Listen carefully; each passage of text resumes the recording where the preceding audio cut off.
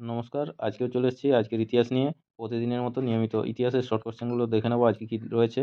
পরাক্রম দিবস, নেতাজি জয়ন্তী, 1859 কবি ঈশ্বরচন্দ্র গুপ্তর মৃত্যু, 1894 সাহিত্যিক জ্যোতির্ময়ী দেবীর জন্ম, 1897 মহাবিপ্লবী নেতাজি সুভাষচন্দ্র বসুর জন্ম, 1909 কবি নবীনচন্দ্র সেনের মৃত্যু, 1920 ভারতীয় উপমহাদেশের বিমানে মাল পরিবহন ও ডাক যোগাযোগ শুরু হয়, 1922 কানাডার টরন্টো জেনারেল হাসপাতালে প্রথম ডায়াবেটিস বা বহুমূত্রে আক্রান্ত এক রোগীকে কৃত্রিম ইনসুলিন দেওয়া হয়, 1926 শিবসেনার প্রতিষ্ঠাতা বাল থেকারের জন্ম, 1934 সাংবাদিক তথা বর্তমান এর প্রাণপুরুষ বরুণ সেনগুপ্তর জন্ম, 1976 গায়ক পল রবসনের মৃত্যু, 1984 নেদারল্যান্ডের ফুটবল খেলোয়াড় আর ইয়েন রবনের জন্ম, 1989 স্পেনীয় চিত্রকর সালভাদর দালির মৃত্যু, 2002 পাকিস্তানের করাচিতে সাংবাদিক ড্যানিয়েল পাল অপহৃত হন এবং পরবর্তীকালে নিহত হয়।